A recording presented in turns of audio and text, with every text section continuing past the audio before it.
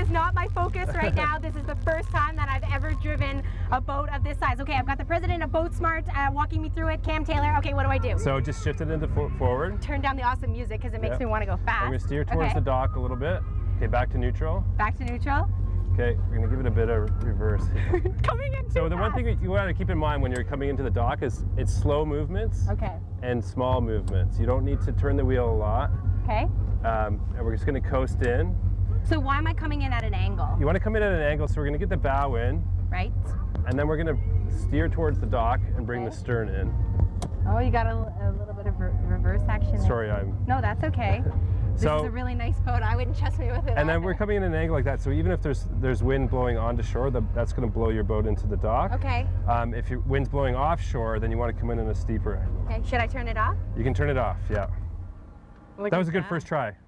Okay. Good job. No, well, I understand. You can't let me take full control because I, sir, haven't got my boating license. We're supervising you, right? So. Exactly, but a lot of people are in the same boat as me, no pun intended, but you can fix that. What should they do if they're looking to get their license in time for the long weekend? Go to boatsmartexam.com, click on Get Started Now. Okay. Go through the study guide, it's all there for you.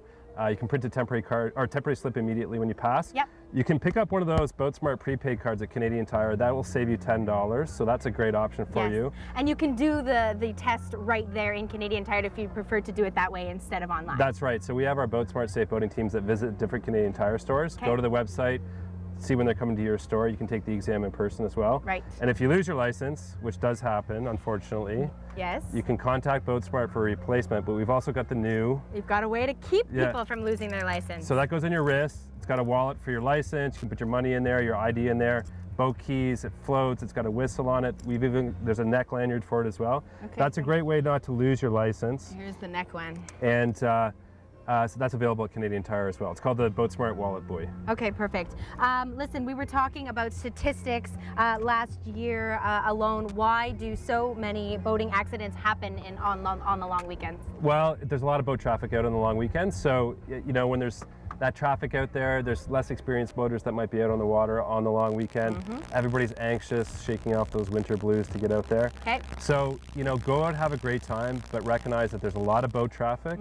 You're going to want to keep an eye out for other boaters. Make sure you've got that BOATsmart card, you've got that knowledge. Yes. But keep an eye out and a lookout for other boaters and practice what we would call defensive boating. Don't assume everybody else knows what they're doing, so be cautious and look out for them. Okay, now there was a statistic that you mentioned to me that I found incredibly surprising. We had 18 fatalities last year on Canadian waterways. In Ontario. In Ontario, sorry. 50% of those happened on calm, sunny days like this. Why is that? Well, you know, the unexpected can happen. So, again, if you're operating your vessel, maybe you've overloaded it. If you fall in the water, you want to make sure you have your life jacket on because if you're knocked unconscious, you know, something can happen. I guess the thing to keep in mind is it's a great sunny day. We're going out to have some fun. You know, nothing should happen, but the unexpected can happen. That's why we want to be prepared with our safety equipment, with our life jacket, with the knowledge, and then make the common sense choices not to overload your boat. Don't drink and drive. If you're towing a water skier, make sure you have a spotter on board with you. Right, there's actually a fine associated with not having a spotter. I didn't know that. That's right. You know, you have to have a spotter, and if you're taking somebody skiing or tubing like behind a personal watercraft, it has to be 3 seats because you have to have a seat for the person that's being towed as well in case they get hurt. So, honestly, it really comes down to common sense. You can get out and have a great time. Just make this common sense choices. Okay, Ken, thank you very much for spending the morning with us. Thank you. Head to the BOATsmart website to look at all of the information. It's not too late to get your boating license for the July long weekend. Do it the right way, do it the safe way, have some fun with the long weekend.